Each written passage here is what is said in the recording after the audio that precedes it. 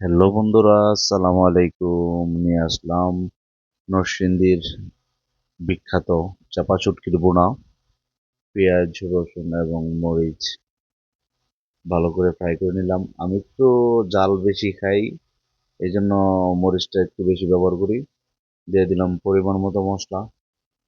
মশলাগুলো ভালো করে কষিয়ে আসার পরে দিয়ে দিব হালকা সামান্য পরিমাণ পানি, যাতে করে মশলাটা পানির সাথে অ্যাড হয়ে যায়।